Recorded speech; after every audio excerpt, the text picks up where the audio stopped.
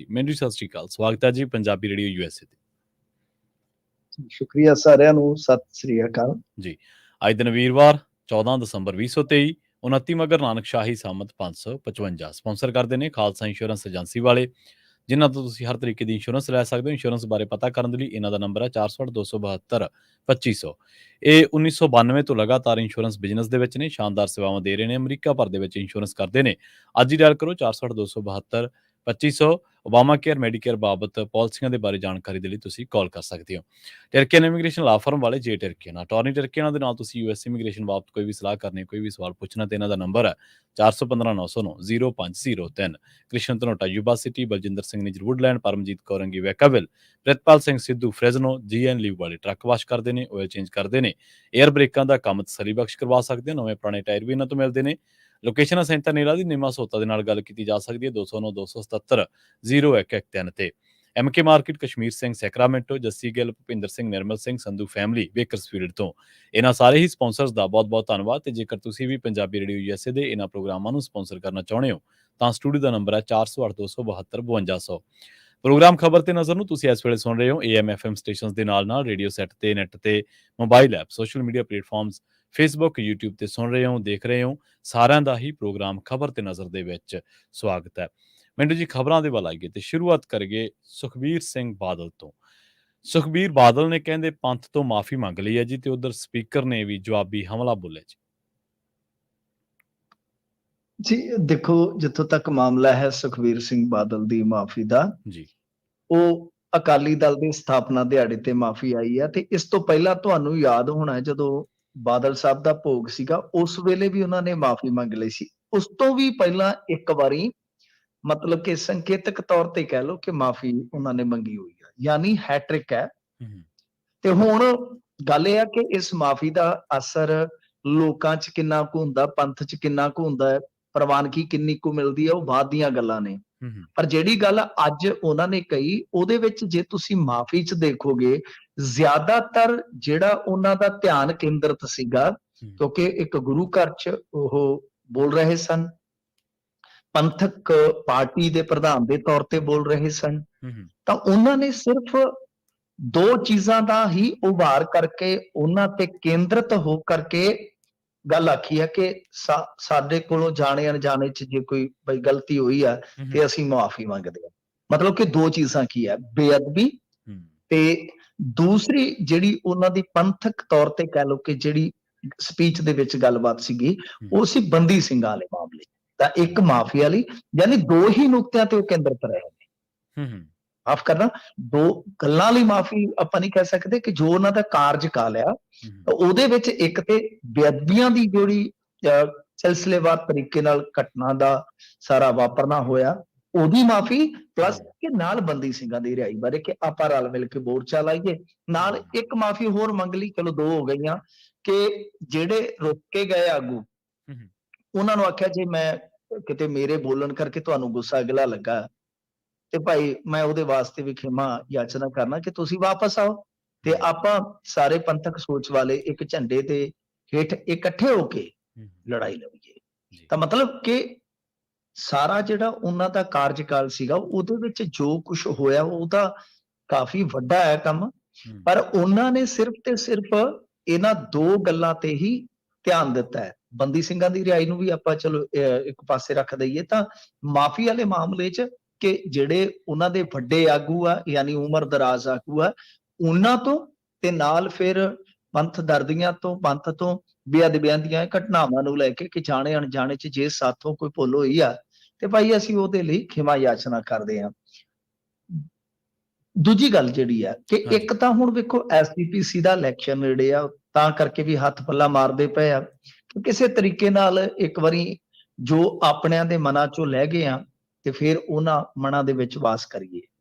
ਦੂਜੀ ਚੀਜ਼ ਜਿਹੜੀ ਹੈ ਕਿ ਸੁਖਬੀਰ ਸਿੰਘ ਬਾਦਲ ਇਸ ਗੱਲ ਨੂੰ ਭਲੀ ਭਾਂਤ ਜਾਣ ਚੁੱਕੇ ਆ ਕਿ ਪੰਥਕ ਰਾਜਨੀਤੀ ਦੇ ਵਿੱਚੋਂ ਜੇ ਉਹ ਉਖੜ ਗਏ ਇੱਕ ਵਾਰੀ ਫਿਰ ਉਹਨਾਂ ਦੇ ਪੈਰ ਨਹੀਂ ਲੱਗਣੇ।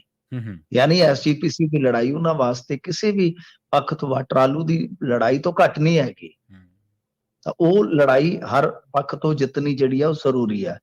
ਫਿਰ ਅਹਿਮ ਇੱਕ ਗੱਲ ਜਿਹੜੀ ਆ ਉਹ ਇਹ ਹੋ ਜਾਂਦੀ ਆ ਕਿ ਜਦ ਉਹਨਾਂ ਨੇ ਬੇਅਦਬੀਆਂ ਦੀ ਇਹ ਗੱਲ ਕੀਤੀ ਹੈ ਨਾ, ਤਾਂ ਕਿਹਾ ਕਿ ਦੇਖੋ ਜੀ ਕੁਝ ਤਾਕਤਾਂ ਨੇ ਸਾਨੂੰ ਮਜਬੂਰ ਕਰ ਦਿੱਤਾ ਕਿ ਸੀਬੀਆਈ ਨੂੰ ਜਾਂਚ ਦਿਓ, ਨਹੀਂ ਤੇ ਅਸੀਂ ਜਾਂਚ ਪੜਤਾਲ ਕਰਵਾ ਕੇ ਬੰਦਾ ਲੱਭ ਲੈਣਾ ਸੀਗਾ।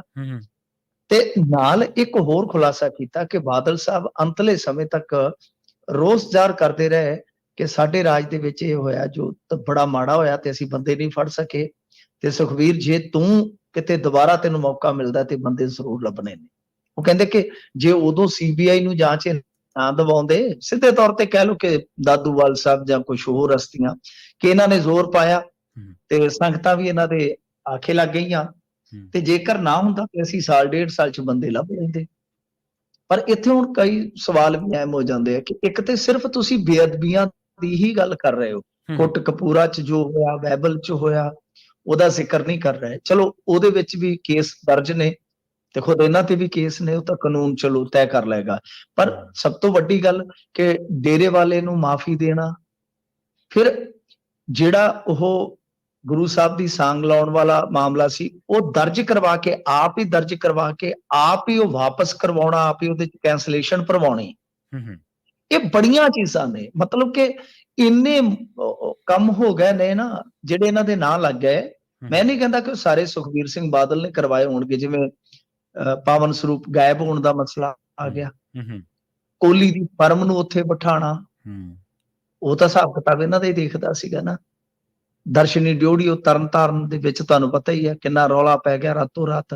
ਮਤਲਬ ਕਿ ਜਿੰਨੀਆਂ ਨਾਕਾਮੀਆਂ ਐਸਜੀਪੀਸੀ ਦੀਆਂ ਵੀ ਸੀਗੀਆਂ ਨਾ, ਉਹ ਅਖੀਰ ਆ ਕੇ ਖੁੱਲਦੀਆਂ ਕਿੱਥੇ ਨੇ? ਖੁੱਲਦੀਆਂ ਤਾਂ ਆ ਕੇ ਇਹਨਾਂ ਦੇ ਮੋਢਿਆਂ ਤੇ ਆ ਕੇ ਹੈ ਨਾ, ਕਿ ਭਾਈ ਤੁਸੀਂ ਇਹ ਕਰ ਰਹੇ ਹੋ, ਤੁਸੀਂ ਇਹ ਕਰ ਰਹੇ ਹੋ।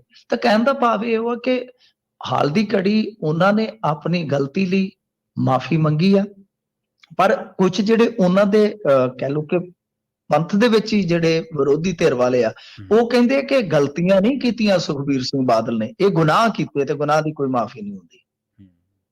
ਤਾਂ ਇਹ ਹੁਣ ਮਾਫੀ, ਚਲੋ ਉਹ ਤੇ ਉਹਨਾਂ ਦੇ ਵਿਚਾਰਕ ਵਿਰੋਧੀ ਜਾਂ ਕਹਿ ਲਓ ਕਿ ਸਿਆਸੀ ਵਿਰੋਧੀ ਆ, ਉਹਨਾਂ ਨੇ ਤੇ ਕਹਿਣਾ ਹੀ ਕਹਿਣਾ ਆ, ਪਰ ਇਹ ਵੇਖਣਾ ਹੋਏਗਾ ਕਿ ਅਸਰ ਹੋਏਗਾ ਕਿ ਨਹੀਂ ਹੋਏਗਾ, ਕਿ ਲੋਕ ਥੋੜਾ ਲਾਗੇ ਲਾਉਣਗੇ ਜਾਂ ਨਹੀਂ, ਇਹ ਤਾਂ ਉਹਨਾਂ ਤੇ ਡਿਪੈਂਡ ਕਰਦਾ।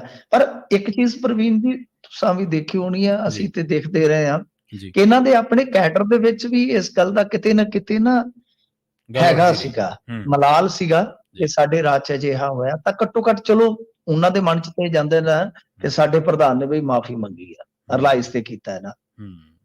ਦੂਸਰੇ ਪਾਸੇ ਕੱਲ ਨੂੰ ਮੰਨ ਲਓ ਆਮ ਆਦਮੀ ਪਾਰਟੀ ਜੇ ਕਿਤੇ, ਇਹ ਵੈਸੇ ਹਾਈਪੋਥੈਟਿਕਲੀ ਆਪਾਂ ਕਹਿੰਦੇ ਆ ਕਿ ਜੇ ਕਿਤੇ ਕੱਲ ਨੂੰ ਜ਼ਿਆਦਾ ਹੀ ਪਤਨ ਦਾ ਸ਼ਿਕਾਰ ਹੁੰਦੀ ਹੈ, ਕਿਉਂਕਿ ਇਹ ਤੇ ਪਤਾ ਹੀ ਹੈ ਨਾ, ਜਿਹੜਾ ਪਤੰਗ ਤਾਂ ਨੂੰ ਚੜਦਾ ਉਹਨੇ ਇੱਕ ਦਿਨ ਠਾਹ ਨੂੰ ਆਉਣਾ ਹੀ ਆ। ਤਾਂ ਉਸ ਸੂਰਤ ਦੇ ਵਿੱਚ ਇਹਨਾਂ ਨੂੰ ਐਵੇਂ ਲੱਗਦਾ ਆ ਕਿ ਕਾਂਗਰਸ ਦੀ ਸ਼ਾਇਦ ਐਤਕੀ ਵਾਰੀ ਨਹੀਂ ਆਏਗੀ, ਤੇ ਖੇਤਰੀ ਧਿਰ ਦੇ ਵਜੋਂ ਅਸੀਂ ਇੱਕ ਕਹਿ ਲਓ ਕਿ ਮੁਕਾਮ ਹਾਸਲ ਕਰ ਸਕਦੇ ਹਾਂ।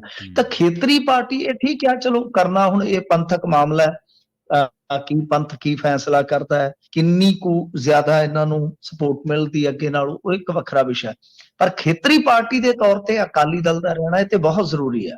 ਇਹ ਤੇ ਆਪਾਂ ਨੂੰ ਸਭ ਨੂੰ ਪਤਾ ਹੈ, ਤੇ ਜ਼ਿਆਦਾਤਰ ਸਿੱਖਾਂ ਚੋਂ ਹੈ ਵੀ ਪਾਰਟੀ ਵੀ ਅਕਾਲੀ ਪੁਰਾਣੀ ਲੋਕਾਂ ਦੀ ਇਹੀ ਹੋਆ। ਤੇ ਇਹ ਹੁਣ ਦੇਖਣਾ ਹੋਏਗਾ ਕਿ ਕੀ ਸੁਖਬੀਰ ਸਿੰਘ ਬਾਦਲ ਨੇ ਜਿੱਦਾਂ ਅੱਜ ਕਿਹਾ ਕਿ ਆਪਦੇ ਪਿਤਾ ਜੀ ਦੀ ਗੱਲ ਕਰਦਿਆਂ ਕਿ ਸੁਖਬੀਰ ਜੇਕਰ ਤੈਨੂੰ ਮੌਕਾ ਮਿਲੇਗਾ ਤੇ ਤੂੰ ਕਰੀ, ਤਾਂ ਕੀ ਉਹ ਇੱਕ ਸੰਕੇਤ ਵੀ ਦੇ ਗਿਆ ਕਿ ਭਾਈ ਤੁਸੀਂ ਰਲ ਮਿਲ ਕੇ ਮੈਨੂੰ ਅੱਗੇ ਲਾਓ, ਜੇ ਮੌਕਾ ਮਿਲਿਆ ਤੇ ਸਾਰੇ ਮਸਲੇ ਫਿਰ ਐਤਕੀ ਮੈਂ ਹੱਲ ਕਰ ਦਊਂਗਾ। ਮਤਲਬ ਕਿ ਪੰਥਕ ਸੋਚ ਵਾਲੇ ਇਹ ਨੇਤਾ ਫਿਰ ਆਰਐਸਐਸ ਨਾਲ ਕਿਸੇ ਸਮੇਂ ਜਾ ਕੇ ਜੁੜਦੇ ਆ, ਫਿਰ ਉਹਨਾਂ ਤੋਂ ਤੋੜ ਵਿਛੋੜਾ ਕਰਦੇ ਕਈ ਦਹਾਕਿਆਂ ਬਾਅਦ, ਤੇ ਇਸ ਦਰਮਿਆਨ ਮੋਗੇ ਦੇ ਵਿੱਚ ਆਪਣੇ ਸਾਰੇ ਏਜੰਡੇ ਦਰਕਿਨਾਰ ਕਰਕੇ, ਇਤਿਹਾਸ ਨੂੰ ਦਰਕਿਨਾਰ ਕਰਕੇ ਪੰਥਕ ਤੋਂ ਪੰਜਾਬੀਅਤ ਵਾਲੇ ਪਾਸੇ ਆਉਂਦੇ ਆ।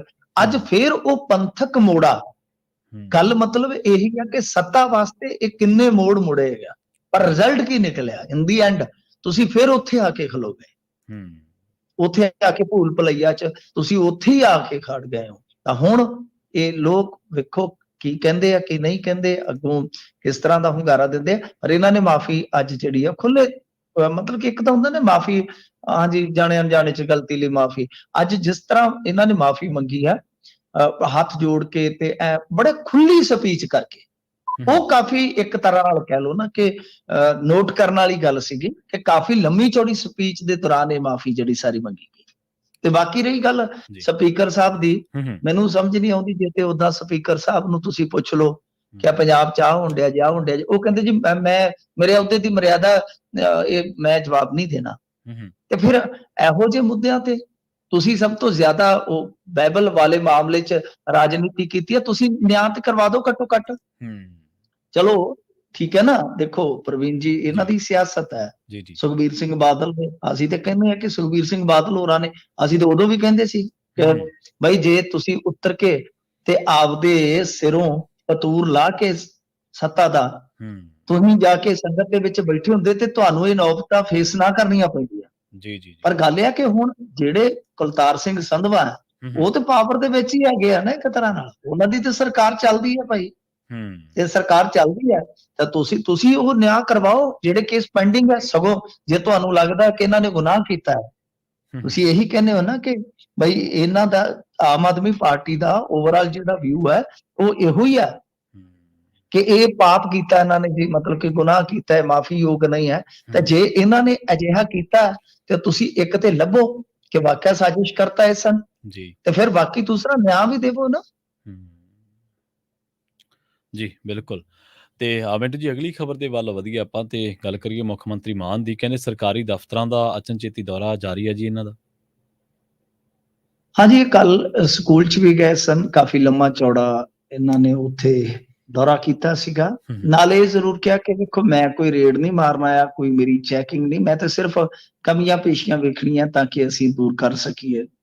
ਫਿਰ ਅੱਜ ਇਹ ਹੁਸ਼ਿਆਰਪੁਰ ਚ ਚਲੇ ਗਏ ਨੇ, ਕੱਲ ਇਹ ਇੱਧਰ ਸੀਗੇ ਸ਼ਾਇਦ ਮਾਚੀਵਾੜਾ ਵਾਲੀ ਸਾਈਡ, ਤਾਂ ਅੱਜ ਇਹਨਾਂ ਨੇ ਤਹਿਸੀਲ ਕੰਪਲੈਕਸ ਦੇ ਵਿੱਚ ਲੋਕਾਂ ਨੂੰ ਨਾਗਰਿਕ ਕੇਂਦਰਿਤ ਸੇਵਾਵਾਂ ਨੇ ਜਿਹੜੀਆਂ ਉਹ ਨਿਰਵਿਘਨ ਮੁਹੱਈਆ ਕਰਵਾਉਣ ਸੰਬੰਧੀ ਜੋ ਚੱਲਦਾ ਹੈ ਪ੍ਰੋਗਰਾਮ, ਉਹਦੀ ਚੈਕਿੰਗ ਕੀਤੀ ਆ। ਤਾਂ ਕੰਪਲੈਕਸ ਦੇ ਵਿੱਚ ਜਾ ਕੇ ਇਹਨਾਂ ਨੇ ਗੱਲਬਾਤ ਕੀਤੀ ਹੈ ਲੋਕਾਂ ਦੇ ਨਾਲ, ਜੋ ਵੀ ਸਮੱਸਿਆਵਾਂ ਵਗੈਰਾ ਹੈਗੀਆਂ ਉਹਨਾਂ ਤੋਂ ਜਾਣੂ ਹੋਏ ਆ ਤੇ ਭਰੋਸਾ ਦਿੱਤਾ ਕਿ ਸਭ ਕੁਝ ਠੀਕ ਠਾਕ ਕਰ ਲਿਆ ਜਾਏਗਾ। ਵਧੀਆ ਗੱਲ ਆ, ਘੱਟੋ ਘੱਟ ਆ ਚਲੋ ਮਗਰੋਂ ਲੱਥਾ ਚੋਣ ਪ੍ਰਚਾਰ ਵਾਲਾ ਕੰਮ। ਹੁਣ ਇਹ ਆ ਵੀ ਇੱਕ ਮੁੱਠ ਚੁੱਕ ਦੂਜੀ ਤਿਆਰ, ਉਹ ਗੱਲ ਲੋਕ ਸਭਾ ਦਾ ਕੰਮ ਚੱਲ ਪੈਣਾ ਕਿ ਘੱਟੋ ਘੱਟ ਮੁੱਖ ਮੰਤਰੀ ਪੰਜਾਬ ਚ ਟਿਕਿਆ ਤੇ ਹੈ। ਤੇ ਚਲੋ ਘਰੇ ਬੈਠਾ ਬੰਦਾ ਕੁਛ ਨਾ ਕੁਛ ਤੇ ਕਰਦਾ ਹੀ ਆ। वाद ਹੁੰਦੇ ਨਾ, बेकार है तो कुछ किया कर और नहीं तो कुछ पजामा उधेड़ के सिया कर, कुछ ना कुछ ਬੰਦਾ ਤੇ ਕਰਦਾ ਹੀ ਆ। ਤੇ ਇਸ ਤਰ੍ਹਾਂ ਹੀ ਆ ਕਿ ਹੁਣ ਇਹਨਾਂ ਨੇ ਚਲੋ ਘੱਟੋ ਘੱਟ ਚੈਕਿੰਗ ਵਾਲਾ ਕੰਮ ਤੇ ਸ਼ੁਰੂ ਕੀਤਾ, ਅਚਨਚੇਤੀ ਚੈਕਿੰਗ ਵਾਲਾ। ਪਰ ਮੈਨੂੰ ਇੱਕ ਗੱਲ ਦੀ ਸਮਝ ਨਹੀਂ ਆਈ ਪ੍ਰਵੀਨ ਜੀ, ਅਚਨਚੇਤੀ ਚੈਕਿੰਗ ਜਿਹੜੀ ਆ ਉਹਦੇ ਵਿੱਚ ਕੱਲ ਵੀ ਚੰਡੀਗੜ੍ਹੋਂ ਪੱਤਰਕਾਰ ਉੱਥੇ ਪਹੁੰਚ ਗਏ ਸਨ ਨਾਲ ਹੀ। ਇਹ ਕੈਸੀ ਅਚਨਚੇਤੀ ਇਹ ਚੈਕਿੰਗ ਆ ਕਿ ਅੱਜ ਵੀ ਪੱਤਰਕਾਰਾਂ ਦਾ ਜਮਾਵੜਾ ਨਾਲ ਹੀ ਸੀਗਾ। ਠੀਕ ਹੈ। ਤੋ ਮਤਲਬ ਕਿ ਉਹ ਜਿਹੜੀਆਂ ਸਕ੍ਰਿਪਟਡ ਚੀਜ਼ਾਂ ਨੇ ਨਾ ਉਹ ਦੇ ਦੀਆਂ ਨੇ ਆਮ ਪਬਲਿਕ ਚੋਂ। ਠੀਕ ਹੈ ਕਿ ਸਾਰੇ ਉਹ ਨੋਟ ਨਹੀਂ ਕਰਦੇ, ਪਰ ਨੋਟ ਕਰਨ ਵਾਲੇ ਜ਼ਰੂਰ ਕਰ ਲੈਂਦੇ ਆ ਕਿ ਚੀਜ਼ਾਂ ਸਕ੍ਰਿਪਟਡ ਨੇ। ਬਾਕੀ ਵਧੀਆ ਲੱਗਦਾ ਕਿ ਇਹ ਜਾ ਰਹੇ ਆ, ਇਹ ਹੌਲੀ ਹੌਲੀ ਇਹਨਾਂ ਨੂੰ ਸਾਰੇ ਪੰਜਾਬ ਵੱਲ ਹੀ ਇਸ ਤਰ੍ਹਾਂ ਮਾਰ ਜਿਹੜੀ ਆ ਮੋੜਨੀ ਚਾਹੀਦੀ ਆ ਤਾਂ ਕਿ ਸਮੱਸਿਆਵਾਂ ਤੋਂ ਵਾਕਫ ਹੋਣ ਤੇ ਉਸ ਤੋਂ ਬਾਅਦ ਇਹ ਹੱਲ ਕੱਢਣ। ਚੰਗੀ ਗੱਲ ਹੈ, ਮਾੜੀ ਨਹੀਂ ਹੈ। ਪਰ ਆ ਜਿਹੜਾ ਡਰਾਮਾ ਕਰਦੇ ਆ ਨਾ ਕਿ ਜੇ ਅਸੀਂ ਅਚਨਚੇਤੀ ਹੈ, ਇਹ ਨਹੀਂ ਕਹਿਣ ਦੀ ਜ਼ਰੂਰਤ। ਤੁਹਾਡੇ ਨਾਲ 5-7 ਪੱਤਰਕਾਰ ਜਿਹੜੇ ਆ ਉਹ ਚੈਨਲਾਂ ਨੇ ਸਟਿੱਕਰ ਵਾਂਗੂ ਚੰਬੇੜ ਰੱਖੇ ਆ ਕਿਉਂਕਿ ਤੁਸੀਂ ਬਹੁਤ ਮੋਟਾ ਪੈਸਾ ਉਹਨਾਂ ਨੂੰ ਇਹਨਾਂ ਕੰਮਾਂ ਦਾ ਦਿੰਦੇ। ਜੀ ਬਿਲਕੁਲ। ਉਹ ਸੋਸ਼ਲ ਮੀਡੀਆ ਤੇ ਤਾਂ ਇੱਕ ਵੀਡੀਓ ਵੀ ਘੁੰਮ ਰਹੀ ਸੀ ਨਾ, ਉਹ ਮੋਦੀ ਸਾਹਿਬ ਦੀ ਲਾ ਕੇ ਫੋਟੋ, ਕਹਿੰਦੇ ਜੀ ਤੁਸੀਂ ਤਾਂ ਬੜੇ ਫਕੀਰ ਆਦਮੀ ਹੋ। ਕਹਿੰਦੇ ਜੀ ਹਾਂ, ਤੇ ਉਧਰੋਂ ਮਾਨ ਸਾਹਿਬ ਕਹਿ ਰਹੇ ਮੈਂ ਤਾਂ ਜੀ ਆਮ ਆਦਮੀ ਆ। ਲੋਕ ਵੀ ਬੜੇ ਕ੍ਰੀਏਟਿਵ ਨੇ ਮਿੰਟੂ ਜੀ, ਅੱਜ ਕੱਲ ਚੀਜ਼ਾਂ ਪੁਰਾਣੀਆਂ ਕੱਢ ਲੈਂਦੇ ਆ। ਹਾਂਜੀ ਹਾਂਜੀ, ਨਹੀਂ ਹਾਂ ਬਿਲਕੁਲ, ਇਹ ਉਹ ਫਕੀਰ ਨੇ। ਤੇ ਤੁਹਾਨੂੰ ਪਤਾ ਹੈ ਇੱਕ ਐਸਾ ਫਕੀਰ ਮਿਲਿਆ ਭਾਰਤ ਨੂੰ ਜਿਹਦਾ ਚਸ਼ਮਾ, ਕੋਟ, ਸਭ ਕਿਆ ਹੀ ਬਾਤਾਂ ਨੇ। ਤੇ ਇਧਰੋਂ ਇੱਕ ਐਸਾ ਆਮ ਆਦਮੀ ਮਿਲਿਆ ਬਈ ਮਤਲਬ ਹੈਲੀਕਾਪਟਰ ਤੋਂ ਨਹੀਂ ਉਤਰਦਾ। ਤੇ ਅੱਜ ਕੱਲ ਇਸ ਆਮ ਆਦਮੀ ਦੇ ਨਾਲ 41 ਗੱਡੀਆਂ ਜਿਹੜੀਆਂ ਕਿ ਹੁਣ ਤੱਕ ਦਾ ਰਿਕਾਰਡ ਆ, 1000 ਬੰਦਾ ਨਾਲ ਚੱਲਦਾ ਹੈ। ਤੇ ਇਹ ਉਹੀ ਆਮ ਆਦਮੀ ਹੈ ਜਿਹੜਾ ਕਹਿੰਦਾ ਸੀਗਾ ਕਿ ਮੁੱਖ ਮੰਤਰੀ ਬਈ ਲਾਈਨ ਚ ਲੱਗ ਕੇ ਸਿਲੰਡਰ ਲਿਆ ਕਰੇਗਾ। ਇਹ ਕਿਹੜੇ ਸੈਕਟਰ ਚੰਡੀਗੜ੍ਹ ਕਿਹੜੀ ਏਜੰਸੀ ਚ ਲਾਈਨ ਤੇ ਲੱਗਦੇ ਨੇ ਇਹ ਤੇ ਸਕਸੇਨਾ ਸਾਹਿਬ ਵੀ ਦੱਸ ਸਕਦੇ ਆ, ਜਿਹੜੇ ਦਿੱਲੀ ਤੋਂ ਆਏ ਹੋਏ ਆ। ਜੀ ਜੀ। ਤੇ ਮਿੰਟੂ ਜੀ, ਵੈਸੇ ਤਾਂ ਪਾਰਾ ਥੱਲੇ ਨੂੰ ਜਾਈ ਜਾਂਦਾ, ਠੰਡ ਹੈ, ਪਰ ਬਠਿੰਡੇ ਦੇ ਵਿੱਚ ਸਿਆਸੀ ਸਰਗਰਮੀਆਂ ਨੇ ਫਿਰ ਪਾਰਾ ਜਿਹੜਾ ਚੜਾਤਾ ਜੀ, ਸਿਆਸੀ ਧੁਰਾ ਬਣ ਗਿਆ ਬਠਿੰਡਾ। ਹਾਂਜੀ, ਬਿਲਕੁਲ ਇਹ ਗੱਲ ਤੁਸੀਂ ਠੀਕ ਆਖੀ ਆ ਕਿ ਮੌਸਮ ਠੰਡਾ ਹੋਇਆ ਪਿਆ, ਪਰ ਹੁਣ ਰਾਜਨੀਤੀ ਨੇ ਇਹ ਗਰਮਾ ਗਰਮੀ ਜਿਹੜੀ ਲਿਆ ਦੇਣੀ ਆ। ਤਾਂ ਬਠਿੰਡੇ ਦੇ ਵਿੱਚ ਕੰਮ ਇਹ ਹੋਣ ਡਿਆ ਕਿ ਬਈ ਕਾਂਗਰਸ ਤੇ ਆਮ ਆਦਮੀ ਪਾਰਟੀ ਦੀ ਰੈਲੀ ਬਠਿੰਡੇ ਜ਼ਿਲ੍ਹੇ 'ਚ ਇੱਕੋ ਦਿਨ ਹੀ ਹੈ 17 ਨੂੰ। ਇੱਧਰ ਮਹਾਰਾਜ ਸਿੱਧੂ ਸਾਹਿਬ ਆ ਰਹੇ ਨੇ, ਹੋਰ ਵੀ ਨੇਤਾ ਆ ਰਹੇ ਆ, ਤੇ ਉਧਰ ਮੌੜ ਵਿਖੇ ਪਹਿਲਾਂ ਪਰਲ ਕਲੋਨੀ 'ਚ ਕਰੂ ਸੀਗੇ, ਫਿਰ ਇਹਨਾਂ ਨੂੰ ਯਾਦ ਆਇਆ ਹੋਣਾ ਕਿ ਪਰਲ ਦੇ ਵਿੱਚ ਕੀਤੀ ਤੇ ਹਰਲ ਹਰਲ ਹੋ ਜਾਏਗੀ, ਫਿਰ ਇਹ ਪਰਾਂ ਮੌੜ ਨੂੰ ਚੱਲ ਗਏ ਨੇ। ਤੇ 19 ਨੂੰ ਸ਼ਾਇਦ ਅਕਾਲੀਆਂ ਨੇ ਵੀ ਰੱਖ ਦਿੱਤੀ ਆ, ਮਤਲਬ ਕਿ ਸਾਰਿਆਂ ਨੇ ਆਖਿਆ ਕਿ ਵੰਜ ਬਰਾਬਰ ਹੀ ਕੱਢਾਂਗੇ। ਤੇ ਆਮ ਤੌਰ ਤੇ ਆਪਾਂ ਅੱਗੇ ਵੇਖਿਆ ਕਿ ਬਈ ਜਿਵੇਂ ਮੋਗੇ ਤੋਂ ਜ਼ਿਆਦਾ ਪਾਰਟੀਆਂ ਸ਼ੁਰੂਆਤ ਕਰਦੀਆਂ ਨੇ ਜੀ। ਆਮ ਆਦਮੀ ਪਾਰਟੀ ਵੀ ਮੋਗੇ ਤੋਂ ਵੀ ਮੁਹਿੰਮ ਸ਼ੁਰੂ ਕਰਦੀ ਆ, ਅਕਾਲੀ ਵੀ ਉੱਥੋਂ ਹੀ ਕਰਦੇ ਹੁੰਦੇ ਸਨ। ਤਾਂ ਐਤਕੀ ਜਿਹੜੀ ਲੋਕ ਸਭਾ ਦੀ ਤਿਆਰੀ ਆ, ਉਹਦੇ ਬਾਰੇ ਕਿਆਫਾ ਇਹੋ ਆ ਕਿ ਸ਼ਾਇਦ ਇਹ ਬਠਿੰਡੇ ਤੋਂ ਬਿਗਲ ਵੱਜੇਗਾ। ਤੇ ਇਹਦੇ 'ਚ ਹੁਣ ਇੱਕ ਅੰਦਾਜ਼ਾ ਇਹ ਵੀ, ਜਿਵੇਂ ਕੱਲ ਆਪਾਂ ਰਾਜਾ ਵੜਿੰਗ ਦੇ ਬਿਆਨ ਦੀ ਵੀ ਗੱਲ ਕਰ ਰਹੇ ਸਾਂ, ਤੇ ਜਿਸ ਤਰ੍ਹਾਂ ਕੇਜਰੀਵਾਲ ਆ ਰਹੇ ਆ, ਇਹ ਵੀ ਖਬਰ ਮਿਲ ਰਹੀ ਆ, ਸਿੱਧੂ ਸਾਹਿਬ ਇੱਧਰ ਆ ਰਹੇ ਆ, ਮਤਲਬ ਕਿ ਇੱਕ ਅੰਦਾਜ਼ਾ ਇਹ ਵੀ ਲੱਗ ਰਿਹਾ ਹੈ ਕਿ ਬਠਿੰਡਾ ਹੌਟ ਸੀਟ ਹੀ ਨਾ ਬਣ ਜਾਵੇ ਕਿਤੇ। ਜੀ ਜੀ।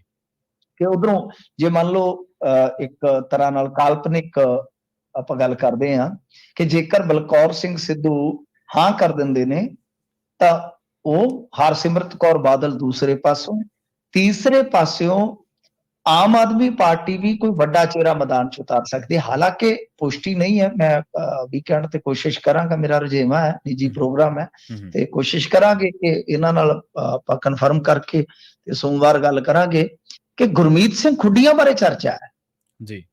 ਗੁਰਮੀਤ ਸਿੰਘ ਖੁੱਡੀਆਂ ਬਾਰੇ ਚਰਚਾ ਹੈ ਕਿ ਹੋ ਸਕਦਾ ਕਿ ਇਹਨਾਂ ਨੂੰ ਵੀ ਮੈਦਾਨ 'ਚ ਉਤਾਰ ਦਿੱਤਾ ਜਾਵੇ, ਪਰ ਇਹਦੇ 'ਚ ਥੋੜਾ ਜਿਹਾ ਹੁਣ ਤੁਹਾਨੂੰ ਪਤਾ ਹੀ ਆ ਨਾ ਕਿ ਇੱਕ ਰਿਸਕ ਰਹਿੰਦਾ ਕਿ ਜੇ ਕੋਈ ਹਾਰ ਗਿਆ ਬੰਦਾ ਤੇ ਬਈ ਉਹਦਾ ਫਿਰ ਥੋੜਾ ਜਿਹਾ ਵਜੂਦ ਘਟ ਜਾਂਦਾ, ਪਰ ਕੀ ਕੋਈ ਗਾਰੰਟੀ ਹੋਏਗੀ ਕਿ ਕੋਈ ਚੱਕਰ ਨਹੀਂ, ਤੁਸੀਂ ਟੱਕਰ ਲਵੋ, ਜੇ ਕੋਈ ਗੱਲ ਇੱਧਰ ਉੱਧਰ ਹੋ ਗਈ ਤੇ ਤਦ ਵੀ ਕੋਈ ਨਹੀਂ। ਮਤਲਬ ਕਿ ਲੋਕ ਗੁਣਾਗੁਣਿਤ ਕਰ ਰਹੇ ਨੇ ਕਿ ਬਠਿੰਡਾ ਇਹ ਸਾਰਾ ਜਿਹੜਾ ਸਿਆਸੀ ਧੁਰਾ ਬਣਿਆ ਪਿਆ, ਇਹਦਾ ਅਸਰ ਇਹ ਹੋਏਗਾ ਕਿ ਇੱਥੇ ਟੱਕਰ ਵੀ ਫਸਵੀਂ ਹੋ ਸਕਦੀ ਹੈ। ਵੈਸੇ ਟੱਕਰ ਤੇ ਆਪਾਂ 14 'ਚ ਵੀ ਫਸਵੀਂ ਦੇਖੀ ਆ, ਇੱਥੇ 19 'ਚ ਵੀ ਫਸਵੀਂ ਦੇਖੀ ਆ। 19 'ਚ ਵੀ ਤੇ ਰਾਜਾ ਵੜਿੰਗ ਬਹੁਤ ਨੇੜੇ ਪਹੁੰਚ ਗਏ, ਬਹੁਤ ਨੇੜੇ। ਉਹ ਕਹਿੰਦੇ ਕਿ ਸਾਨੂੰ ਆਪਣਿਆਂ ਤੋਂ ਖਤਰਾ, ਗੈਰਾਂ ਦੇ ਮਾਰਿਆਂ ਨਹੀਂ ਮਰਦੇ। ਉਹ ਤੇ ਕਹਿੰਦੇ ਕਿ ਸਾਨੂੰ ਮਾਰ ਗਏ ਆਪਣੀ। ਜੀ ਜੀ। ਤੇ ਵਾਕਿਆ ਟੱਕਰ ਬਹੁਤ ਤਕੜੀ ਸੀ। ਤਾਂ ਹੁਣ ਕੀ ਉਹ 19 ਤੋਂ ਬਾਅਦ 24 ਦੇ ਵਿੱਚ ਵੀ ਐਸੀ ਹੀ ਟੱਕਰ ਵੇਖਣ ਨੂੰ ਮਿਲ ਸਕਦੀ ਹੈ? ਤਾਂ ਉਹ ਕਿਆਫੇ ਲਾਏ ਜਾ ਰਹੇ ਜੀ। ਤੇ ਸਿੱਖਾਂ ਪ੍ਰਤੀ ਨਫ਼ਰਤੀ ਬੋਲੀ ਬੋਲਣ ਵਾਲੇ ਨੂੰ ਦੂਜੀ ਵਾਰ ਵੀ ਜ਼ਮਾਨਤ ਨਹੀਂ ਮਿਲੀ ਮਿੰਟ ਜੀ। ਹਾਂਜੀ, ਹਾਈ ਕੋਰਟ ਨੇ ਇਨਕਾਰ ਕਰ ਦਿੱਤਾ ਹੈ, ਦੂਜੀ ਵਾਰ ਵੀ ਜ਼ਮਾਨਤ ਨਹੀਂ ਦਿੱਤੀ। ਦਰਅਸਲ ਤੁਹਾਨੂੰ ਯਾਦ ਹੋਏਗਾ ਸੂਰੀ ਦਾ ਕਤਲ ਹੋ ਗਿਆ ਸੀਗਾ, ਸੁਧੀਰ ਸੂਰੀ ਜਿਹੜਾ ਸ਼ਿਵ ਸੈਨਾ ਟਕਸਾਲੀ ਦਾ ਆਗੂ ਸੀਗਾ। ਉਸ ਤੋਂ ਬਾਅਦ ਇੱਕ ਵਿਅਕਤੀ ਦੀ ਸੋਸ਼ਲ ਮੀਡੀਆ ਤੇ ਆਪਾਂ ਦੇਖਿਆ ਸੀਗਾ ਵੀਡੀਓ, ਜਿਸ ਦੇ ਵਿੱਚ ਉਹਨੇ 84 ਕਤਲੇਆਮ ਦਾ ਹਵਾਲਾ ਦੇ ਕੇ ਕੁਝ ਟਿੱਪਣੀਆਂ ਕੀਤੀਆਂ ਸਨ, ਬੜੀਆਂ ਜ਼ਹਿਰੀ ਟਿੱਪਣੀਆਂ ਸਨ। ਹਾਲਾਂਕਿ ਬਾਅਦ ਦੇ ਵਿੱਚ ਉਹਨੇ ਅਫਸੋਸ ਵੀ ਜਤਾਇਆ, ਸ਼ਾਇਦ ਮਾਫੀ ਵੀ ਮੰਗੀ ਸੀਗੀ, ਪਰ ਉਸ ਤੋਂ ਬਾਅਦ ਮੁਕੱਦਮਾ ਦਰਜ ਹੋ ਗਿਆ ਸੀਗਾ ਜੀ। ਤਾਂ ਹੁਣ ਇਸ ਨਫ਼ਰਤ ਫੈਲਾਉਣ ਵਾਲੇ ਮੁਲਜ਼ਮ ਨੇਤਾ ਦੀ ਜਿਹੜੀ ਰੈਗੂਲਰ ਜ਼ਮਾਨਤ ਸੀਗੀ, ਉਹਦੀ ਅਰਜ਼ੀ ਖਾਰਜ ਹੋ ਗਈ। ਤਾਂ ਇਹ ਜ਼ਮਾਨਤ ਅਰਜ਼ੀ ਜਿਹੜੀ ਖਾਰਜ ਕਰਦੇ ਆ, ਕੋਰਟ ਨੇ ਨਾਲ ਪਤਾ ਕੀ ਕਿਹਾ, ਕਹਿੰਦੇ ਕਿ ਨਫ਼ਰਤ ਭਰੀਆਂ ਟਿੱਪਣੀਆਂ 1984 ਦੇ ਸਭ ਤੋਂ ਕਾਲੇ ਅਤੇ ਭਿਆਨਕ ਪਲਾਂ ਦੀ ਯਾਦ ਦਿਵਾਉਂਦੀਆਂ ਹਨ ਜੀ, ਵੀ ਇਸ ਕਰਕੇ ਇਹਨਾਂ ਨੂੰ ਜ਼ਮਾਨਤ ਨਹੀਂ ਦਿੱਤੀ ਜਾ ਸਕਦੀ। ਜੋ 84 ਚ ਹੋਇਆ ਉਹ ਬਹੁਤ ਗਲਤ ਸੀਗਾ ਤੇ ਉਹਨਾਂ ਭਿਆਨਕ ਪਲਾਂ ਦੀ ਯਾਦ ਦਿਵਾਉਂਦੀ ਹੈ। ਤਾਂ ਇਹ ਹੁਣ ਇਹਨਾਂ ਨੂੰ ਸਮਝ ਲੈਣਾ ਚਾਹੀਦਾ ਕਿ ਜਿਹੜੇ ਇਸ ਤਰ੍ਹਾਂ ਦੇ ਲੋਕ ਆ, ਚਲੋ ਆਪੋ ਆਪਣੇ ਧਰਮ ਵਾਸਤੇ ਹਰੇਕ ਬੰਦਾ ਸੰਜੀਦਾ ਹੁੰਦਾ ਆ ਤੇ ਕਈ ਵਾਰ ਭਾਵਕ ਹੋ ਕੇ ਵੀ ਗੱਲਾਂ ਕਰਦਾ, ਪਰ ਇੱਕ ਹੱਦ ਆਪਣੇ ਬੋਲ, ਆਪਣੇ ਸ਼ਬਦਾਂ ਤੇ ਜ਼ਰੂਰ ਲਾਉਣੀ ਚਾਹੀਦੀ ਆ। ਇਹ ਨਹੀਂ ਹੈ ਕਿ ਤੁਸੀਂ ਜੋ ਮਰਜ਼ੀ ਬਕਵਾਸ ਮਾਰੀ ਜਾਓ। ਕਈ ਵਾਰ ਤੁਹਾਡਾ ਇਹ ਬਕਵਾਸ ਜਿਹੜਾ ਹੁੰਦਾ ਹੈ ਉਹ ਮਤਲਬ ਕਿ ਬਹੁਤ ਕਸੂਤਾ ਤੁਹਾਨੂੰ ਫਸਾ ਦਿੰਦਾ ਹੈ। ਹੂੰ, ਹੂੰ, ਤਾਂ ਹੁਣ ਇੱਕ ਤੇ ਇਹ ਆ ਕਿ ਬਈ ਜ਼ਮਾਨਤ ਨਹੀਂ, ਤੇ ਦੂਜਾ ਇਹ ਆ ਕਿ ਕੱਲ ਨੂੰ ਇਸੇ ਤਰ੍ਹਾਂ ਕੋਈ ਜੇ ਤੁਹਾਡੇ ਵਰਗਾ ਹੀ ਕੋਈ ਅੱਗੋਂ ਵੀ ਸਿਰਫਿਰਾ ਤੁਹਾਨੂੰ ਟੱਕਰ ਗਿਆ ਤੇ ਉਹਦੇ ਤੋਂ ਵੀ ਖਤਰਾ ਹੈਗਾ ਤੁਹਾਨੂੰ, ਹੂੰ, ਉਹਦੇ ਤੋਂ ਵੀ ਖਤਰਾ ਰਹੇਗਾ ਕਿਉਂਕਿ ਜੀ, ਤੁਸੀਂ ਕਿਸੇ ਨੂੰ ਉਕਸਾ ਰਹੇ ਹੋ ਹੂੰ, ਜਾਂ ਕਿਸੇ ਦੇ ਜ਼ਖਮਾਂ ਨੂੰ ਕਰੇਦ ਰਹੇ ਹੋ। ਸੋ ਇਸ ਕਰਕੇ ਇਹਨਾਂ ਚੀਜ਼ਾਂ ਤੋਂ ਬਚਾ ਹੀ ਚੰਗਾ ਹੈ। ਜੀ, ਜੀ। ਤੇ ਅਗਲੀ ਖਬਰ ਦੇ ਵੱਲ ਵਧੀਏ ਮਿੰਟੂ ਜੀ, ਗੱਲ ਕਰੀਏ ਕਿਰਨ ਖੇਰ ਦੀ। ਆਪਾਂ ਕੱਲ੍ਹ ਵੀ ਗੱਲ ਕੀਤੀ ਸੀਗੀ, ਕਹਿੰਦੇ ਐਸਐਸਪੀ ਨੂੰ ਗੁਹਾਰ ਲਾ ਰਹੇ ਨੇ, ਕਹਿੰਦੇ ਮਿਹਨਤ ਦੀ ਕਮਾਈ ਵਾਪਸ ਦਵਾ ਦਿਓ।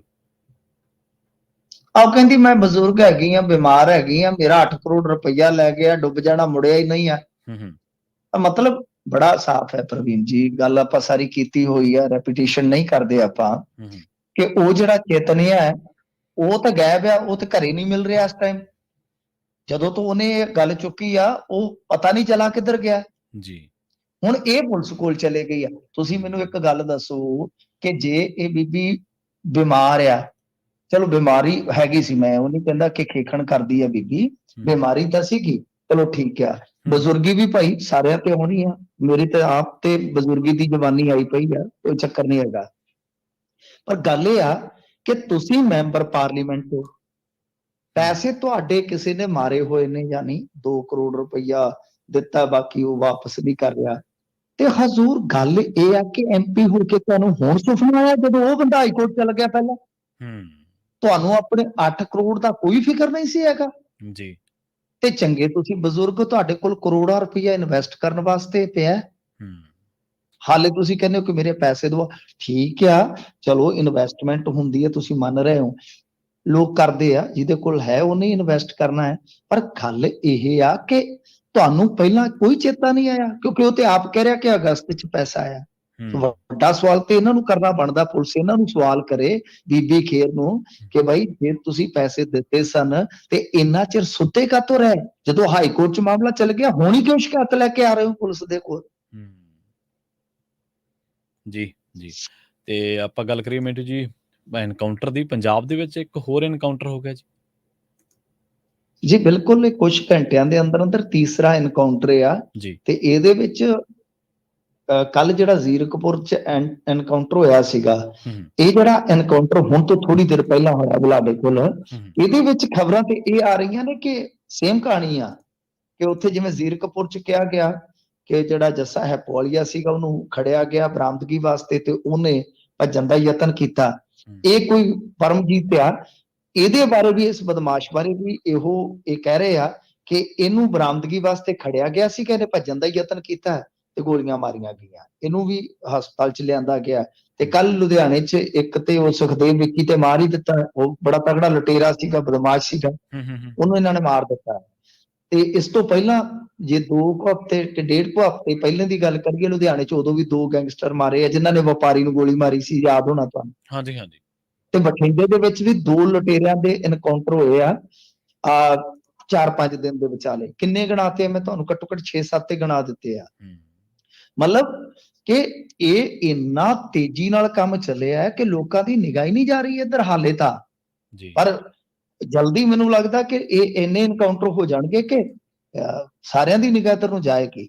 ਸੋ ਲਿਹਾਜ਼ਾ ਇਹ ਸਾਰਾ ਕੁਛ ਹੈ ਜਿਹੜਾ ਉਹ ਪੰਜਾਬ 'ਚ ਬਹੁਤ ਤੇਜ਼ੀ ਨਾਲ ਚੱਲਿਆ ਪ੍ਰਵੀਨ ਜੀ। ਜੀ, ਤੇ ਕੱਲ ਮੈਂ ਕੁਲਦੀਪ ਚਹਿਲ ਜਿਹੜੇ ਲੁਧਿਆਣੇ ਦੇ ਸੀਪੀ ਆ, ਉਹਨਾਂ ਦੇ ਬਿਆਨ ਵੀ ਸੁਣ ਰਿਹਾ ਸਾਂ, ਉਹਨਾਂ ਚੋਂ ਵੀ ਕਿਤੇ ਨਾ ਕਿਤੇ ਝਲਕਾਰਾ ਮਿਲਦਾ ਹੈ।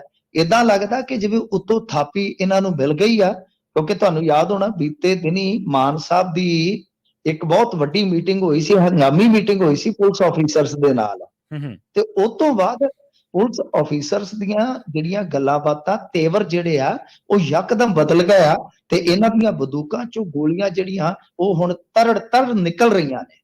ਜੀ, ਜੀ। ਮਿੰਟੂ ਜੀ, ਇਹਨਾਂ ਖਾਸ ਖਬਰਾਂ ਤੇ ਖਾਸ ਜਾਣਕਾਰੀਆਂ ਦੇ ਲਈ ਤੁਹਾਡਾ ਬਹੁਤ-ਬਹੁਤ ਧੰਨਵਾਦ ਜੀ। ਜੀ। ਪ੍ਰੋਗਰਾਮ ਖਬਰ ਤੇ ਨਜ਼ਰ ਦੇ ਵਿੱਚ ਵੇਲਾ ਹੋ ਚੱਲਿਆ ਇੱਕ ਬ੍ਰੇਕ ਦੇ ਲਈ ਰੁਕਣ ਦਾ। ਜਲਦ ਵਾਪਸੀ ਇੱਕ ਸ਼ਾਰਟ ਬ੍ਰੇਕ ਤੋਂ ਬਾਅਦ। ਜੁੜੇ ਰਹੋ ਪੰਜਾਬੀ ਰੇਡੀਓ ਯੂਐਸਏ ਦੇ ਨਾਲ। ਖਬਰਾਂ ਹੋਰ ਵੀ ਨੇ ਜਿਨ੍ਹਾਂ ਤੇ ਚਰਚਾ ਕਰਾਂਗੇ।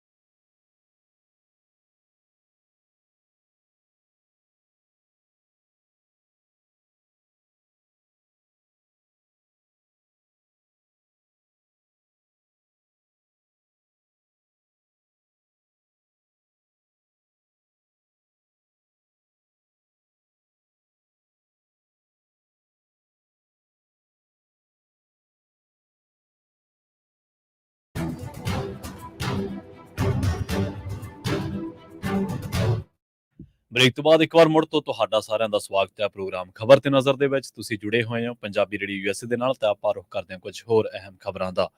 ਜਿਵੇਂ ਹੀ ਖਬਰਾਂ ਚੱਲ ਰਹੀਆਂ ਸਨ ਸੋਸ਼ਲ ਮੀਡੀਆ ਦੇ ਉੱਤੇ ਸੁਖਬੀਰ ਸਿੰਘ ਬਾਦਲ ਦੀ ਮਾਫੀ ਦੇ ਬਾਰੇ, ਤੇ ਆਪਾਂ ਇਹ ਗੱਲ ਕਹਿਣੀ ਬਣਦੀ ਹੈ ਕਿ ਚਲੋ ਮਾਫੀ ਇੱਕ ਚੰਗਾ ਕਦਮ ਹੈ, ਮਾਫੀ ਮੰਗਣੀ ਤੁਹਾਡੀ ਨਿਮਰਤਾ ਦਾ ਸਬੂਤ ਹੈ, ਮਾਫੀ ਮੰਗ ਲੈਣੀ ਚਾਹੀਦੀ ਹੈ। ਪਰ ਸੋਸ਼ਲ ਮੀਡੀਆ ਤੇ ਇੱਕ ਗੱਲ ਟ੍ਰੈਂਡ ਕਰ ਰਹੀ ਹੈ ਇਸ ਟਾਈਮ ਕਿ ਗਲਤੀਆਂ ਦੀ ਮਾਫੀ ਹੁੰਦੀ ਹੈ, ਗਦਾਰੀ ਦੀ ਸਜ਼ਾ ਹੁੰਦੀ ਹੈ। ਹੁਣ ਉਹ ਗਦਾਰੀ ਲਫ਼ਜ਼ ਕਿਸ ਸੰਦਰਭ ਦੇ ਵਿੱਚ ਵਰਤਿਆ ਜਾ ਰਿਹਾ, ਕਿਉਂ ਵਰਤਿਆ ਜਾ ਰਿਹਾ, ਤੁਸੀਂ ਇਸ ਗੱਲ ਦੇ ਲਈ ਸਭ ਤੋਂ ਜ਼ਿਆਦਾ ਸਮਝਦਾਰ ਹੋ।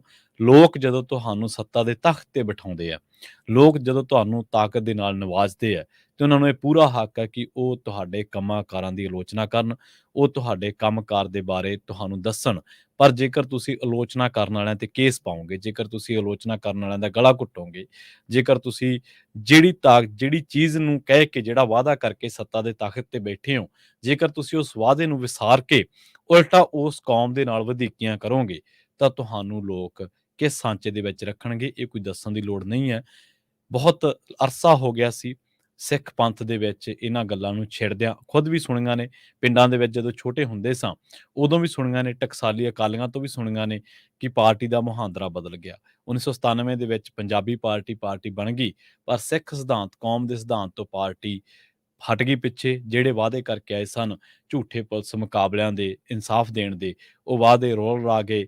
ਇੱਕ ਮੈਨੂੰ ਚੰਗੀ ਤਰ੍ਹਾਂ ਗੱਲ ਯਾਦ ਹੈ, ਭਾਈ ਵਡਾਲਾ ਜੀ ਇੱਕ ਵਾਰੀ ਮਿਲਦੇ ਨੇ ਤੇ ਉਹ ਕਹਿੰਦੇ ਨੇ ਕਿ ਬਾਦਲ ਸਾਹਿਬ ਕਿਸੇ ਪਰਿਵਾਰ ਦੇ ਨੂੰ ਲੈ ਕੇ ਨਾਲ, ਕਿ ਬਾਦਲ ਸਾਹਿਬ ਇਹ ਪਰਿਵਾਰ ਦੇ ਨਾਲ ਬੜੀ ਵਧੀਕੀ ਹੋਈ ਹੈ, ਤੁਸੀਂ ਇਹਨਾਂ ਦਾ ਮਸਲਾ ਚੁੱਕੋ, ਤੁਸੀਂ ਹੁਣ ਤੁਹਾਡੇ ਕੋਲ ਐਡਾ ਵੱਡਾ ਸਮਰਥਨ ਹੈ ਤੇ ਤੁਸੀਂ ਇਸ ਮਾਮਲੇ ਦੇ ਵਿੱਚ ਇਨਸਾਫ ਦੇ ਸਕਦੇ ਹੋ, ਉਹਨਾਂ ਪੁਲਿਸ ਮੁਲਾਜ਼ਮਾਂ ਦੇ ਪਰਚਾ ਕਰਾਓ, ਇਹਨਾਂ ਤੇ ਬੜੀ ਵਧੀਕੀ ਹੋਈ ਹੈ। ਬੱਚੇ 2 ਮਾਰੇ ਗਏ ਸੀ ਉਸ ਪਰਿਵਾਰ ਦੇ, ਤਰਨ ਤਾਰਨ ਦੇ ਸ਼ਾਇਦ ਕਿਸੇ ਪਿੰਡ ਤੋਂ ਪਰਿਵਾਰ ਸੀ। ਬਾਦਲ ਸਾਹਿਬ ਕਹਿੰਦੇ ਅੱਜ ਤੋਂ ਬਾਅਦ ਮੇਰੇ ਨਾਲ ਇਸ ਮਸਲੇ ਤੇ ਤੂੰ ਕੋਈ ਗੱਲ ਨਹੀਂ ਕਰਨੀ। ਉਹ ਸਤਿਕਾਰਤ ਆਗੂ ਸੀਗੇ ਪੰਥ ਦੇ ਵਿੱਚ, ਲੋਕਾਂ ਦੇ ਵਿੱਚ ਬੜੇ ਸਤਿਕਾਰਤ ਸੀਗੇ। ਉਸ ਤੋਂ ਬਾਅਦ ਜਿਵੇਂ ਆਪਾਂ ਜੇ ਗੱਲ ਸ਼ੁਰੂ ਕਰ ਲਈਏ ਤਾਂ ਗੱਲ ਲੰਮੀ ਬਹੁਤ ਚੱਲ ਜਾਣੀ ਹੈ। ਬਰੀਫ ਦੇ ਵਿੱਚ ਜੇ ਆਪਾਂ ਕਹੀਏ ਤਾਂ ਇਜ਼ਹਾਰ ਆਲਮ, ਉਮਰਾ ਨੰਗਲ, ਸਮੇਤ ਸੈਣੀ। ਹੁਣ ਬੰਦੀ ਸਿੰਘਾਂ ਦੇ ਇੱਕ ਪਾਸੇ ਅਸੀਂ ਤਖ਼ਤੀਆਂ ਚੁੱਕੀ ਫਿਰਦੇ ਹਾਂ ਕਿ ਭਾਈ ਰਿਹਾਈ ਕਰੋ, ਤੇ ਭਾਈ ਦਵਿੰਦਰਪਾਲ ਸਿੰਘ ਭੁੱਲਰ ਨੂੰ ਤੁਸੀਂ ਕਿਹਨਾਂ 'ਚ ਰੱਖਦੇ ਹੋ, ਤੇ ਸਮੇਤ ਸੈਣੀ ਕੌਣ ਹੈ, ਉਹਨਾਂ ਤੇ ਟਾਰਚਰ ਕਿਹਨੇ ਕੀਤਾ, ਉਹਨਾਂ ਦੇ ਪਰਿਵਾਰ ਦਾ ਖਾਤਮੇ ਤੇ ਦੋਸ਼ ਕਿਹਦੇ ਤੇ ਲੱਗਦਾ, ਉਮਰਾ ਨੰਗਲ ਕੌਣ ਹੈ, ਇਜ਼ਹਾਰ ਆਲਮ ਕੌਣ ਹੈ। ਇਜ਼ਹਾਰ ਆਲਮ ਨੇ ਤਰਨ ਤਾਰਨ ਦੇ ਵਿੱਚ ਕਿਹਾ ਸੀਗਾ ਕਿ ਸਾਨੂੰ ਇਹ ਟਿਕਟਕਾ ਕਰਨ ਦੇ ਲਈ ਕੁਝ ਬੰਦੇ ਮਾਰਨੇ ਪਏ। ਕਿਹਦਾ ਟਿਕਟਕਾ? ਲੋਕਾਂ ਦੇ ਪੁੱਤ ਚੱਕ ਕੇ ਮਾਰਤੇ ਕਿ ਇਸ ਤਰ੍ਹਾਂ ਟਿਕਟਕਾ ਕਰਦੇ ਹੋ ਤੁਸੀਂ। ਤੇ ਉਸ ਬਾਅਦ ਦੇ ਵਿੱਚ ਉਸੇ ਇਜ਼ਹਾਰ ਆਲਮ ਨੂੰ ਤੁਸੀਂ ਦੇਖੋ ਕਿੱਥੇ ਰੱਖਿਆ। ਸੋ ਇਹ ਖਨਾਮੀਆਂ ਹੋਈਆਂ ਨੇ। ਇੱਕ ਪਾਸੇ ਪੰਥ ਤੋਂ ਮਾਫੀਆਂ ਮੰਗਣੀਆਂ ਬੇਅਦਬੀ ਦੇ ਲਈ, ਤੇ ਉਹ ਇਸ ਚੀਜ਼ ਦੇ ਲਈ ਮਾਫੀ ਕੌਣ ਮੰਗੂਗਾ ਕਿ ਜਿਹੜਾ ਡੇਰਾ ਸਿਰਸਾ ਤੇ ਕੇਸ ਹੋਇਆ ਸੀ 2012 ਦੇ ਇਲੈਕਸ਼ਨ ਤੋਂ 5 ਦਿਨ ਪਹਿਲਾਂ, ਕੇਸ ਵਾਪਸ ਕਾਹਤੋਂ ਲਿਆ? ਉਸ ਤੋਂ ਵੀ ਬਾਅਦ 90 ਲੱਖ ਦੇ ਇਸ਼ਤਿਹਾਰ ਕਿਉਂ ਦਿੱਤੇ ਗਏ? ਉਹਨੂੰ ਮਾਫੀਨਾਮੇ ਦੇ ਰੂਪ ਦੇ ਵਿੱਚ। ਬਥੇਰੀਆਂ ਗੱਲਾਂ ਨੇ, ਜੇਕਰ ਆਪਾਂ ਇਹਨਾਂ ਗੱਲਾਂ ਨੂੰ ਕਰਨ ਬੈਠੇ ਤਾਂ ਗੱਲ ਬਹੁਤ ਦੂਰ ਤੱਕ ਨਿਕਲ ਜਾਣੀ ਆ। ਅਸਲ ਦੇ ਵਿੱਚ 92 ਸੀਟਾਂ 93 ਸੀਟਾਂ ਵਾਲਾ ਅਕਾਲੀ ਦਲ ਜਦੋਂ 3 ਸੀਟਾਂ ਤੇ ਆਇਆ ਤਾਂ ਉਹਨੂੰ ਹੋਸ਼ ਆਈ ਕਿ ਬਹੁਤ ਕੁਝ ਗਵਾਚ ਗਿਆ। ਪਰ ਇਹ ਜਿਹੜਾ ਅਨਕੰਡੀਸ਼ਨਲ ਇੱਕ ਸਮਰਥਨ ਦਿੱਤਾ ਸੀਗਾ, ਉਸ ਅਨਕੰਡੀਸ਼ਨਲ ਸਮਰਥਨ ਨੇ ਇੰਨਾ ਕੁ ਖੁੰਡਾ ਕਰਤਾ ਅਕਾਲੀ ਦਲ ਦੀ ਲੀਡਰਸ਼ਿਪ ਨੂੰ ਕਿ ਉਹ ਲੀਡਰਸ਼ਿਪ ਹੁਣ ਦਿੱਲੀ ਦੇ ਮੂਹਰੇ ਅੱਖ ਚੱਕਣ ਜੋਗੀ ਨਹੀਂ ਰਹੀ। ਸੋ ਕੱਲਾ ਸਾਨੂੰ ਪੰਥਕ ਮਾਮਲਿਆਂ ਦੇ ਵਿੱਚ ਬੇਅਦਬੀ ਲਈ ਨਹੀਂ, ਸਾਨੂੰ ਹੋਰ ਬਥੇਰੇ ਮਾਮਲੇ ਆ ਜਿੱਥੇ ਸਾਨੂੰ ਕੌਮ ਦੀ ਗੱਲ ਸੁਣਨੀ ਪਊਗੀ, ਪੰਥ ਦੀ ਗੱਲ ਸੁਣਨੀ ਪਊਗੀ। ਉਹ ਕਹਿੰਦੇ ਹੁਣ ਸ਼ਾਹ ਮੁਹੰਮਦ ਕਹਿੰਦਾ, ਸ਼ਾਹ ਮੁਹੰਮਦ ਦਾ ਗੱਲ ਆਖਰ ਨੂੰ ਉਹੀ ਹੋਸੀ ਜੋ ਕਰੇਗਾ ਖਾਲਸਾ ਪੰਥ ਮੀਆਂ। ਸੋ ਪੰਥ ਆਪਣੇ ਆਪ ਦੇ ਵਿੱਚ ਸਰਕਾਰ ਹੈ, ਪੰਥ ਆਪਣੇ ਆਪ ਦੇ ਵਿੱਚ ਇੱਕ ਤਾਕਤ ਹੈ। ਪੰਥ ਦੀ ਗੱਲ ਤੁਸੀਂ ਅਣਸੁਣੀ ਤਾਂ ਕਰ ਸਕਦੇ ਹੋ, ਪਰ ਪੰਥ ਦੀ ਗੱਲ ਦਾ ਅਸਰ ਨਾ ਹੋਵੇ, ਇਹ ਹੋ ਨਹੀਂ ਸਕਦਾ। ਸੋ ਪੰਜਾਬ ਦੀ ਸਿਆਸਤ ਦੇ ਲਿਹਾਜ਼ ਦੇ ਨਾਲ ਇਹ ਚੀਜ਼ਾਂ ਬੜੀਆਂ ਅਹਿਮ ਨੇ। ਪਰ ਇਹੀ ਗੱਲਾਂ ਜਦੋਂ ਆਪਾਂ ਅੱਜ ਤੋਂ 10 ਸਾਲ ਪਹਿਲਾਂ ਕਰਦੇ ਹੁੰਦੇ ਸਾਂ ਤਾਂ ਉਹਨਾਂ ਲੋਕਾਂ ਨੂੰ ਕੀ ਕੁਝ ਸਹਿਣਾ ਪਿਆ, ਉਹ ਤੁਹਾਡੇ ਸਾਰਿਆਂ ਦੇ ਸਾਹਮਣੇ ਹੈ। ਪੰਜਾਬ ਪੁਲਿਸ ਦੇ ਨਾਲ ਜੁੜੀ ਇੱਕ ਖਬਰ ਸਾਂਝੀ ਕਰਾਂਗੇ। ਪੰਜਾਬ ਪੁਲਿਸ ਨੇ ਮੱਧ ਪ੍ਰਦੇਸ਼ ਦੇ ਹਥਿਆਰ ਬਣਾਉਣ ਵਾਲੇ ਸਮੇਤ 10 ਵਿਅਕਤੀਆਂ ਨੂੰ ਗ੍ਰਿਫਤਾਰ ਕਰਕੇ ਅੰਤਰਰਾਜੀ ਗੈਰ ਕਾਨੂੰਨੀ ਹਥਿਆਰਾਂ ਦੀ ਤਸਕਰੀ ਕਰਨ ਵਾਲੇ ਗਿਰੋਹ ਦਾ ਪਰਦਾਫਾਸ਼ ਕਰਨ ਦੀ ਗੱਲ ਕਹੀ ਹੈ। ਤੇ ਇਹਨਾਂ ਨੇ ਕਿਹਾ ਕਿ ਪੁਲਿਸ ਨੇ ਮੱਧ ਪ੍ਰਦੇਸ਼ ਤੋਂ ਚੱਲ ਰਹੇ ਅੰਤਰਰਾਜੀ ਗੈਰ ਕਾਨੂੰਨੀ ਹਥਿਆਰਾਂ ਦੇ ਤਸਕਰੀ ਦੇ ਰੈਕਟ ਨੂੰ ਪਰਦਾਫਾਸ਼ ਕੀਤਾ ਹੈ ਤੇ ਹਥਿਆਰਾਂ ਦੀ ਸਪਲਾਈ ਕਰਨ ਵਾਲੇ 2 ਤਸਕਰ ਗਿਰੋਹਾਂ ਦਾ ਪਰਦਾਫਾਸ਼ ਕੀਤਾ ਹੈ। ਇੱਕ ਹਥਿਆਰ ਨਿਰਮਾਤਾ ਸਮੇਤ 10 ਮੁਲਜ਼ਮਾਂ ਨੂੰ ਮੱਧ ਪ੍ਰਦੇਸ਼ ਤੋਂ ਗ੍ਰਿਫਤਾਰ ਕਰਕੇ ਉਹਨਾਂ ਦੇ ਕੋਲੋਂ 22 ਹਥਿਆਰ ਬਰਾਮਦ ਕੀਤੇ ਨੇ। ਪੰਜਾਬ ਦੀ ਜੇਲ੍ਹ ਦੇ ਵਿੱਚ ਉੱਪਰੋਂ ਥੱਲੇ ਹੋਈਆਂ ਗੈਂਗਸਟਰ ਲਾਰੈਂਸ ਬਿਸ਼ਨੋਈ ਦੀਆਂ ਟੀਵੀ ਇੰਟਰਵਿਊਜ਼ ਮਾਮਲੇ ਦੀ ਜਾਂਚ ਦੇ ਲਈ ਕਾਇਮ ਕੀਤੀ ਗਈ ਵਿਸ਼ੇਸ਼ ਜਾਂਚ ਟੀਮ ਨੇ ਆਪਣੀ ਰਿਪੋਰਟ ਸੂਬਾ ਸਰਕਾਰ ਨੂੰ ਸੌਂਪ ਦਿੱਤੀ ਹੈ। ਰਿਪੋਰਟ ਦੀਆਂ ਲਾਪਤਾਂ ਦੇ ਮੁਤਾਬਕ ਅਜਿਹਾ ਕੋਈ ਸਬੂਤ ਨਹੀਂ ਮਿਲਿਆ ਜਿਸ ਤੋਂ ਇਹ ਸਾਬਤ ਹੁੰਦਾ ਹੋਵੇ ਕਿ ਬਿਸ਼ਨੋਈ ਦੀਆਂ ਇਹ ਇੰਟਰਵਿਊਜ਼ ਪੰਜਾਬ ਦੀ ਕਿਸੇ ਜੇਲ੍ਹ ਦੇ ਵਿੱਚ ਹੋਈਆਂ ਨੇ। ਇਹ ਰਿਪੋਰਟ ਉਸ ਵੇਲੇ ਸੌਂਪੀ ਗਈ ਹੈ ਜਦੋਂ ਬਿਸ਼ਨੋਈ ਅਤੇ ਉਸਦੇ ਸਾਥੀ ਜੱਗੂ ਭਗਵਾਨਪੁਰੀਆ ਨੇ ਮਾਨਸਾ ਕੋਰਟ ਦੇ ਵਿੱਚ ਅਰਜ਼ੀ ਦਾਇਰ ਕਰਕੇ ਇਸ ਗੱਲ ਦਾ ਦਾਅਵਾ ਕੀਤਾ ਹੈ ਕਿ ਮੂਸੇਵਾਲਾ ਕਤਲकांड ਦੇ ਵਿੱਚ ਉਸਦੀ ਕੋਈ ਸ਼ਮੂਲੀਅਤ ਨਹੀਂ ਹੈ ਅਤੇ ਉਹਨਾਂ ਨੂੰ ਬਰੀ ਕੀਤਾ ਜਾਵੇ। ਪੰਜਾਬ ਦੇ ਸਪੈਸ਼ਲ ਡੀਜੀਪੀ ਕੁਲਦੀਪ ਸਿੰਘ ਅਤੇ ਏਡੀਜੀਪੀ ਕਮ ਨਿਰਦੇਸ਼ਕ ਜੇਲ੍ਹਾਂ ਅਰੁਣਪਾਲ ਸਿੰਘ ਦੀ ਅਗਵਾਈ ਵਾਲੀ ਟੀਮ ਨੇ ਇਹ ਰਿਪੋਰਟ ਮੁੱਖ ਸਕੱਤਰ ਅਨੁਰਾਗ ਵਰਮਾ ਨੂੰ ਸੌਂਪੀ ਹੈ। ਇਹ ਰਿਪੋਰਟ ਜਲਦੀ ਹੀ ਪੰਜਾਬ ਤੇ ਹਰਿਆਣਾ ਹਾਈ ਕੋਰਟ ਦੇ ਵਿੱਚ ਪੇਸ਼ ਕੀਤੀ ਜਾ ਸਕਦੀ ਹੈ, ਜਿਸ ਨੇ ਮਾਮਲੇ ਦੀ ਜਾਂਚ ਦੇ ਵਿੱਚ ਦੇਰੀ ਤੇ ਸਵਾਲ ਚੁੱਕੇ ਸਨ। ਇੱਕ ਟੀਵੀ ਚੈਨਲ ਤੇ 14 ਤੇ 17 ਮਾਰਚ ਨੂੰ ਪ੍ਰਸਾਰਿਤ ਹੋਈਆਂ ਇਹਨਾਂ ਇੰਟਰਵਿਊਜ਼ ਦੇ ਵਿੱਚ ਲਾਰੈਂਸ ਬਿਸ਼ਨੋਈ ਨੇ ਮੂਸੇਵਾਲਾ ਕਤਲ ਕੇਸ ਸੰਬੰਧੀ ਕਈ ਤੱਥ ਉਜਾਗਰ ਕੀਤੇ ਸਨ। ਬਿਸ਼ਨੋਈ ਅਤੇ ਉਸ ਦਾ ਸਾਥੀ ਗੋਲਡੀ ਬਰਾੜ ਇਸ ਕੇਸ ਦੇ ਵਿੱਚ ਮੁੱਖ ਮੁਲਜ਼ਮ ਨੇ। ਮੂਸੇਵਾਲਾ ਕਤਲ ਦੇ 2 ਘੰਟਿਆਂ ਦੇ ਅੰਦਰ ਹੀ ਗੋਲਡੀ ਬਰਾੜ, ਬਿਸ਼ਨੋਈ ਅਤੇ ਹੋਰ ਮੁਲਜ਼ਮ ਸਚਿਨ ਥਾਪੜ ਨੇ ਸੋਸ਼ਲ ਮੀਡੀਆ ਪੋਸਟਾਂ ਅਤੇ ਮੀਡੀਆ ਚੈਨਲ ਨੂੰ ਦਿੱਤੀਆਂ ਆਡੀਓ ਇੰਟਰਵਿਊਜ਼ ਦੇ ਵਿੱਚ ਇਸ ਆਡੀਓ ਇੰਟਰਵਿਊਜ਼ ਦੇ ਰਾਹੀਂ ਇਸ ਕਤਲ ਦੀ ਜ਼ਿੰਮੇਵਾਰੀ ਲਈ ਸੀ। ਬਿਸ਼ਨੋਈ ਨੂੰ ਇਸ ਮਾਮਲੇ ਦੇ ਵਿੱਚ ਗ੍ਰਿਫਤਾਰ ਕਰ ਲਿਆ ਸੀ, ਜਦੋਂ ਕਿ ਪੰਜਾਬ ਸਰਕਾਰ ਨੇ ਕੇਂਦਰ ਦੇ ਰਾਹੀਂ ਕੈਨੇਡਾ ਤੋਂ ਬਰਾੜ ਦੀ ਹਵਾਲਗੀ ਦੀ ਮੰਗ ਕੀਤੀ ਹੈ। ਇੱਥੇ ਆਪਾਂ ਇੱਕ ਸ਼ਾਰਟ ਬ੍ਰੇਕ ਦੇ ਲਈ ਰੁਕਾਂਗੇ। ਬ੍ਰੇਕ ਤੋਂ ਬਾਅਦ ਆਪਣੇ ਨਾਲ ਜੁੜਨਗੇ ਡਾਕਟਰ ਗੁਰਜੋਤ ਸਿੰਘ, ਜੋਤ ਆਯੁਰਵੈਦਿਕ ਸੈਂਟਰ, ਟੋਰਾਂਟੋ, ਕੈਨੇਡਾ ਤੋਂ।